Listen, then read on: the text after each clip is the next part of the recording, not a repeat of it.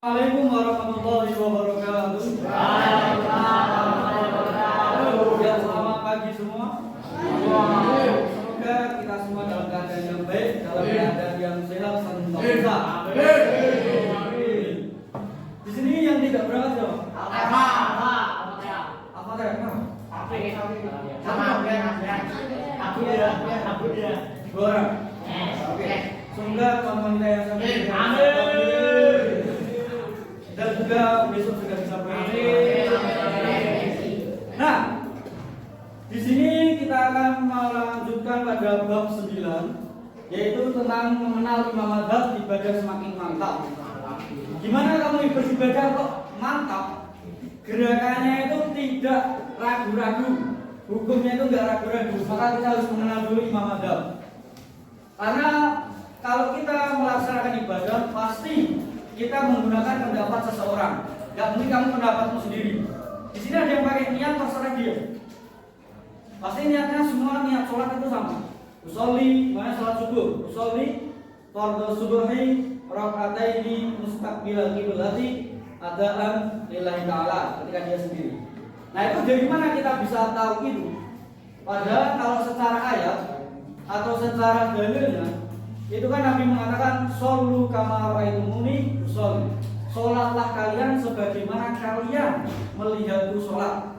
Jadi tidak ada ketetapan pasti dalam ibadah.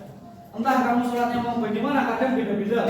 Mungkin gama, sholatnya dia gini langsung, Allah, belakangnya gini. Enggak masalah. Siapa tahu. Ada kalau kalian mungkin lihat tetanggamu, Allah muter dulu set. Ada juga Allah sambil ini. Loh, karena jalannya cuma satu.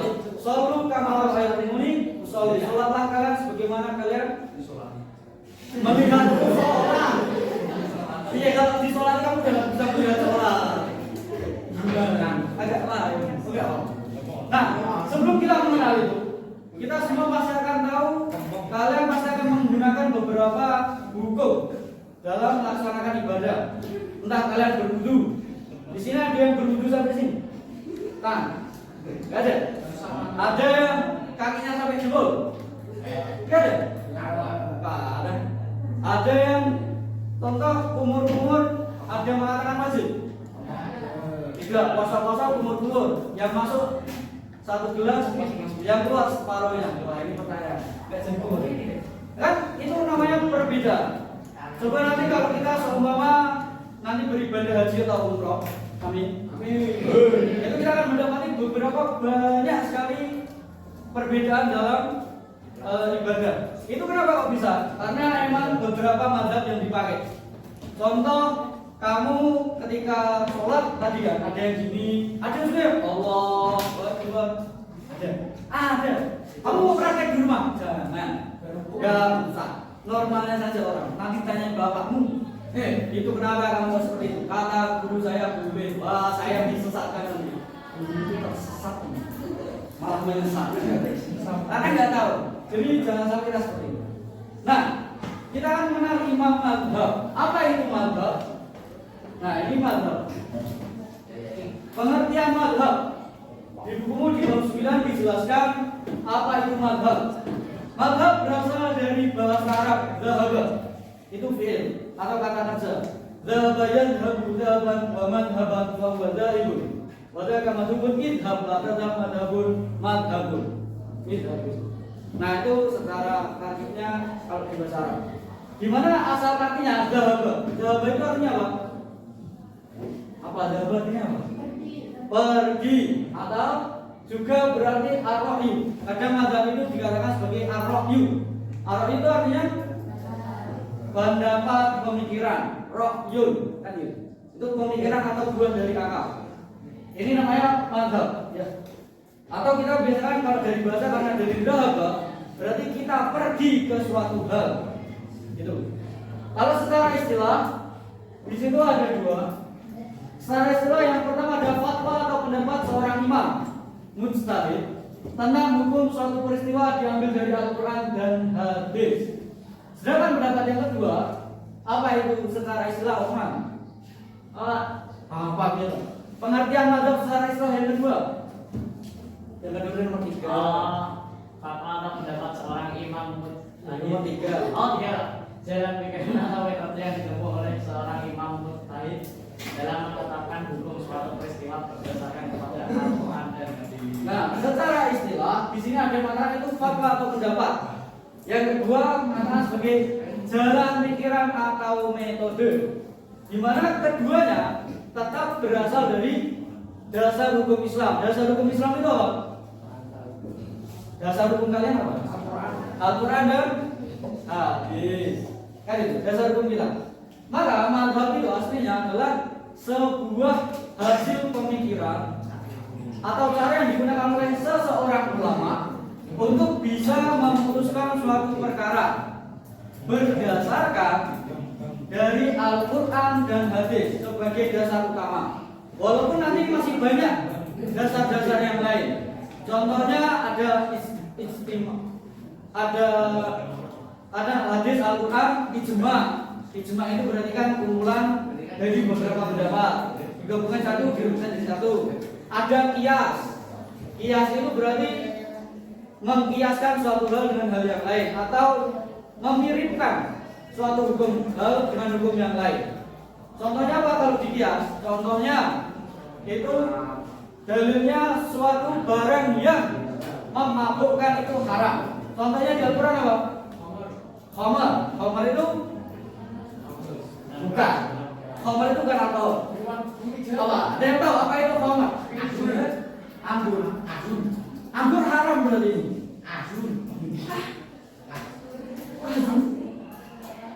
Ada yang tahu khamar? Pengertian apa itu khamar itu? Ya, aku tahu dari minuman keras. Masa dipukul keras itu dia? Mimpi jahat. Mimpi jahat. Ada yang tahu khamar?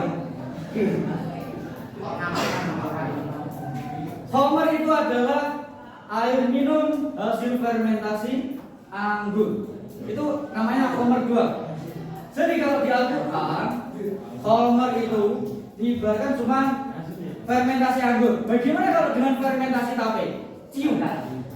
Cium itu fermentasi tape, Mas? Halal. Halal kan enggak? Halal dalilnya cuma khamar. Haram. Kenapa haram? Aku karena fermentasi.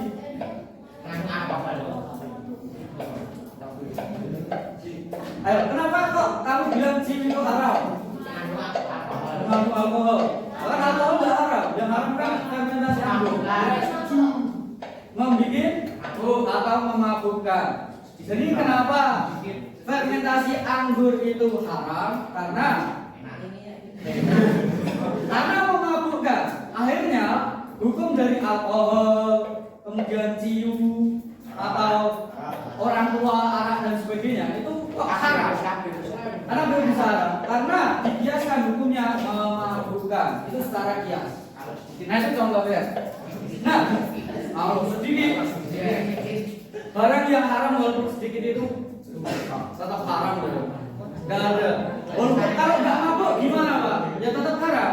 Beda lagi kalau kamu dalam keadaan urgent atau darurat. Kamu naik gunung atau ya, kamu naik gunung kedinginan atau biasanya apa penyakitnya di gunung? Hipotermia. Kok bagaimana cara dia mengangkat? Paling cepat dia minum alkohol. Tapi kok jangan sampai karena kamu pengen minum alkohol kamu naik gunung. Itu beda lagi. Oh, udah niat minum alkohol namanya. Kalian semuanya tergabungnya. Jadi jangan sampai seperti itu. Nah, mazhab itu ada dalilnya gimana? Kenapa kok kita harus bermadzhab? Kok kita ini wajib untuk mengikuti ulama itu kenapa? Nah, ini dalilnya. Berkibar. Yang pertama dari Al-Quran surat An-Nahl ayat 43. Yang dalilnya coba dibaca. Azan. Mana guru? Astagfirullah. Enggak lihat aja. Ayo dibaca surat An-Nahl. Apa dibaca buat apa ya? Oh ya, udah dibaca ya. Coba Queen, dibaca surat An-Nahl yang bawah, An-Nahl yang bawah. Kalau udah bismillah ya. Udah bismillah kan.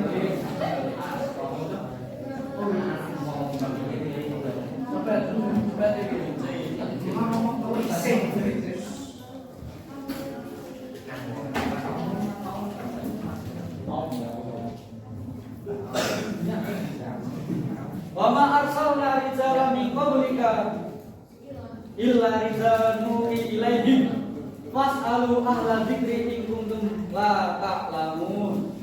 Allah. Kenapa artinya? Artinya apa? Kami tidak mengutus sebelum engkau, yaitu Nabi Muhammad, melainkan laki-laki yang kami beri wahyu kepadanya. Maka bertanyalah kepada orang-orang yang mempunyai pengetahuan jika kamu tidak mengetahui. Kalau kamu tidak mengetahui hukum suatu perkara, baiknya apa? Tanya Pak Lutfi. Ya tak apa-apa. Walaupun saya juga mengambil pendapat dari para ulama. Kan gitu. Kalau hukum ibadah, jangan nanti kamu nanya hukum Pitagoras saya. Maaf dengan sangat, bukan bidang saya. Nanti kalau kamu nanya hukum-hukum yang lain, kalau hukum dalam masalah agama nggak masalah. Olahraga. Oh, bermatematika. Oke lah boleh. Kalau olahraga, ya itu kan ada tata cara. Jangan, kalau seni budaya saya tidak bisa karena saya tidak ada jiwa-jiwa seni. Mending tak suruh gambar. Nah, kemudian ada hadis dari Nabi. Coba dibaca. Ya Anda.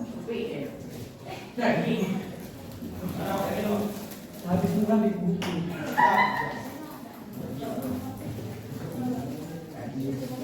Tahu bukan.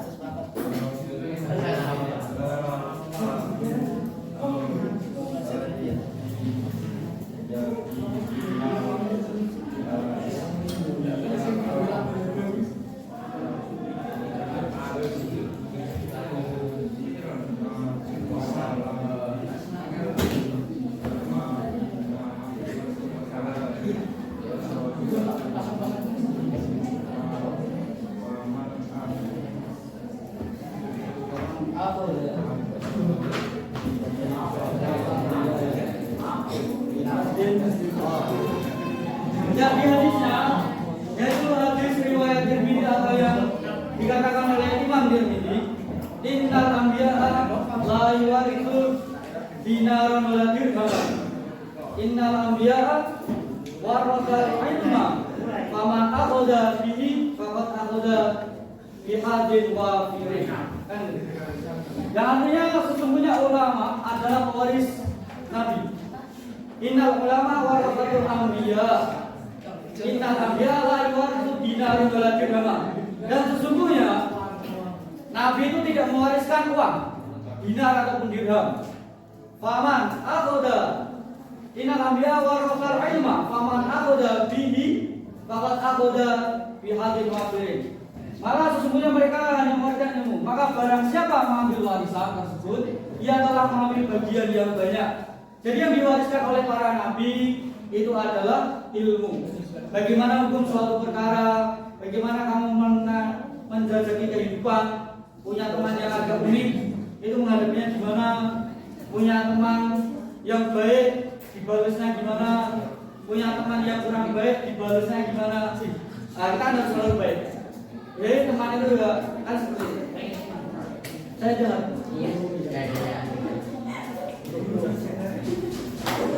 Jadi kan seperti itu.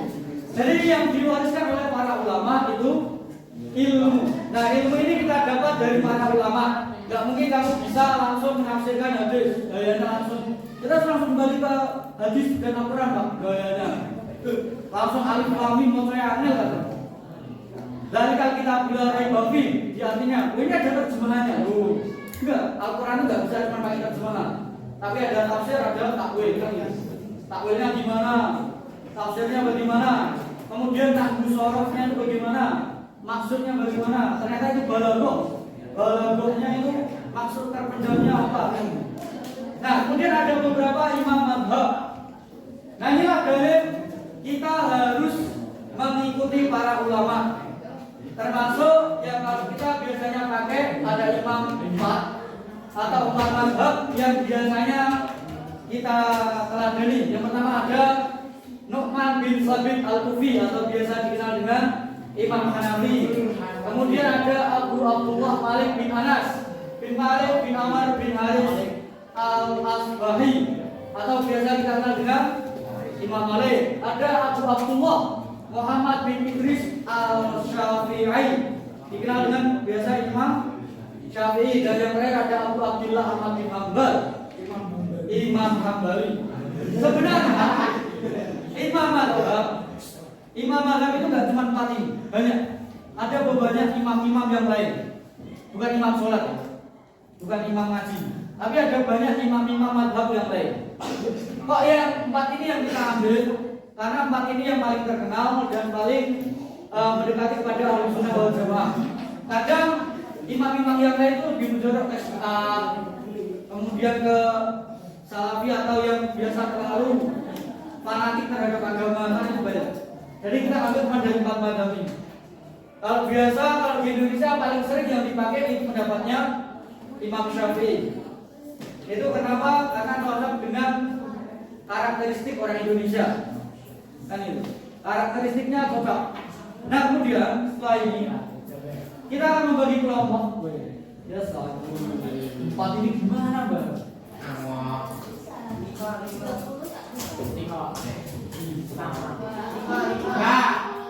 Imamnya cuma 4. Kamu nggak bisa ngomong 4. Imam Lutfi. Jangan ini pendapatku. Tersesat. Enggak, punya banyak pandangan. Loh, itu boleh. Ya Allah, kalau kamu pengen tahu buku-buku imam mazhab yang 4, satu dalam satu perkara, ada bukunya Bidayatul Mujtahid, di mana satu perkara itu yang menghukumi langsung 4 pendapat-pendapatnya gimana. Saya dulu belajar itu. Ya coba kita bagi 4, langsung aja bagi 4.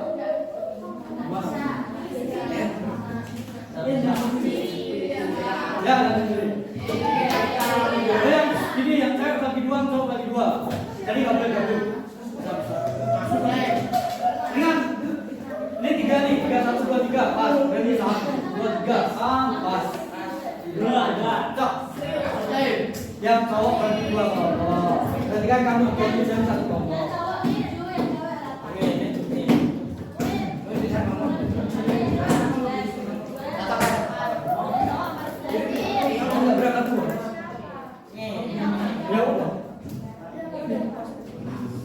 Sudah. Jadi 3 daerah ini kalian bawa. Mau sini. Masuk sini. Nah, yang terakhir berarti kan 4 kuali terserah. Kau bagi 2. Enggak, iya tambah 2. Coba Pak. Kalau maju lebih Pak.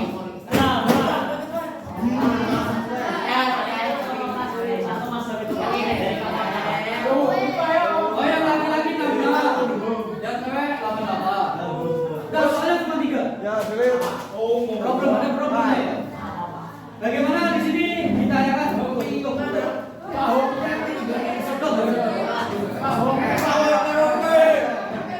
sana kalau misalnya nanti ada satu problem yaitu tentang membatalkan wudhu. Bagaimana hukumnya? Kamu jangan melawan jenis dari 4 mazhab ini pasti beda-beda. Percaya? Kok kamu kok bisa ikut batal dari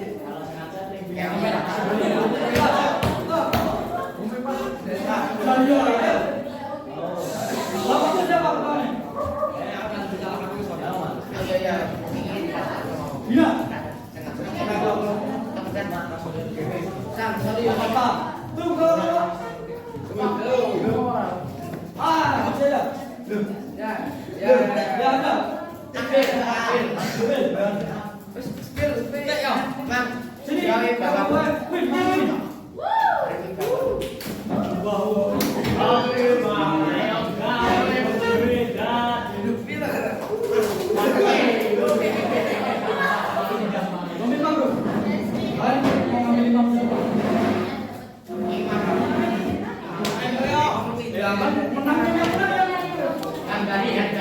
Kamu mengambil imam berapa?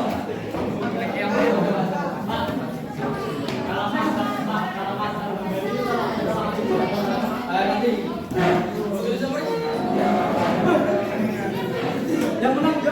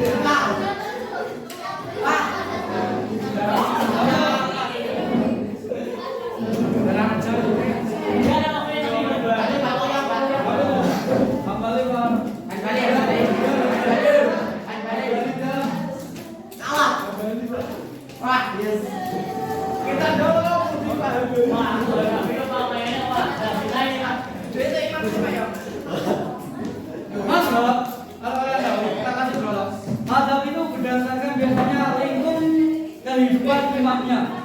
Dia asalnya dari mana, pasti punya akan berbeda. Contoh, Imam Syafi'i tinggalnya di Indonesia, hukumnya berdasarkan dengan Indonesia. Tidak ada, imam sholat. Silakan dibagi dua kelompok. Itu kan soalnya cuma 3. Tolong kan, itu soalnya cuma 3. Mungkin 2 orang mencari hukum. Ketika kita lawan jenis, ada yang mencari dalil dan juga kematian. Kan juga ada. Tinggal tulis saja.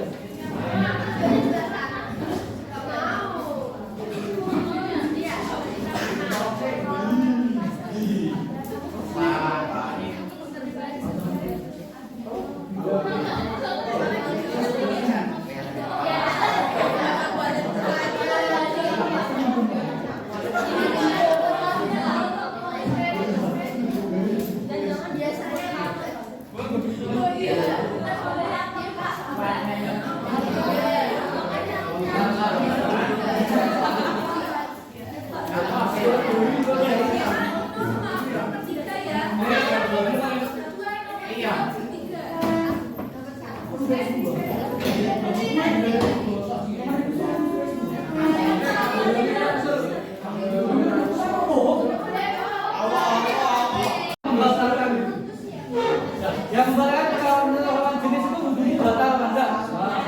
Kenapa enggak dan kenapa batal? Enggak itu. Dari kelompok dari awal berarti imam pertama imam Hambali. Hanafi ya?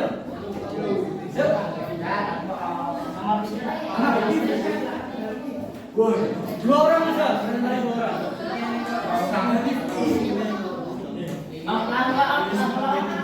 Setelahnya berarti Syafi'i.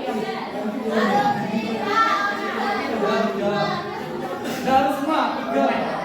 Ya, 3 aja. Bawa dong.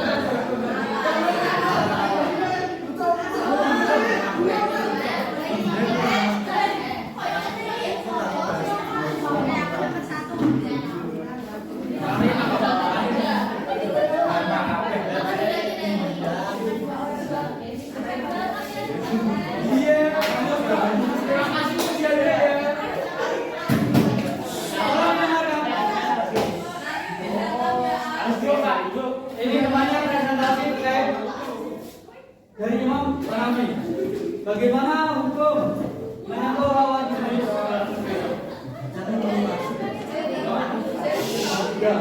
Assalamualaikum warahmatullahi wabarakatuh.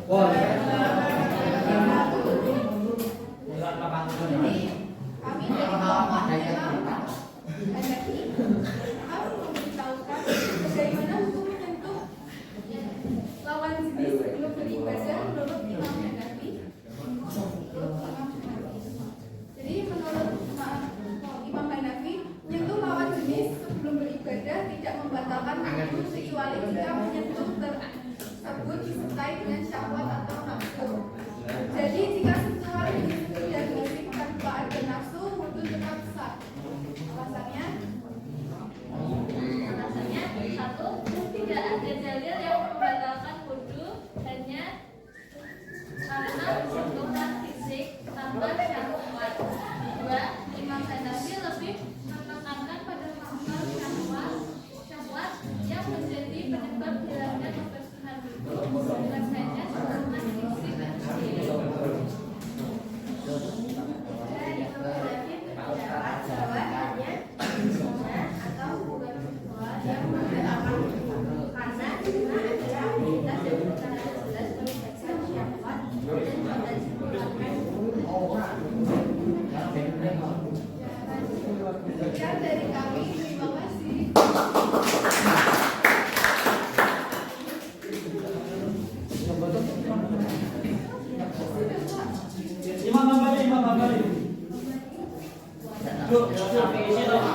Syafi'i itu jabatan berat. Ayo.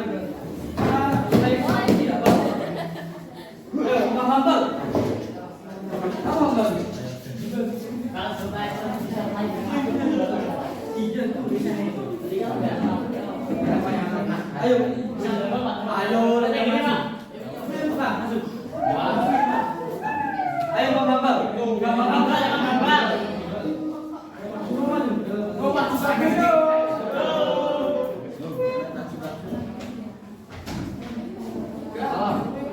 Salam itu berapa?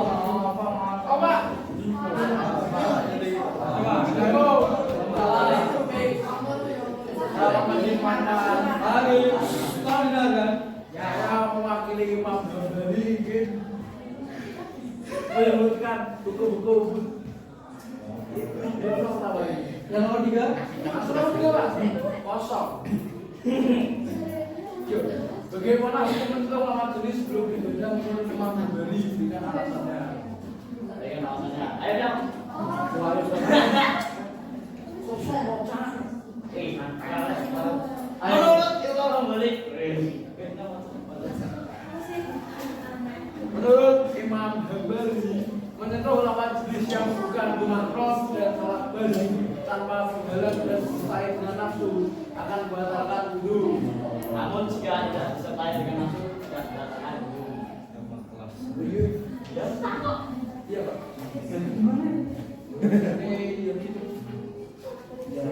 Dasarnya kenapa seperti itu? Karena hanya Imam Ghazali itu di Makkah Pak. Kalau kita putar-putar itu Pak, Imam Syafi'i batal Pak. Karena kondisinya kurang tepat Pak. Oke. Ini kalau tidak. Ayo. Imam Malik. Namanya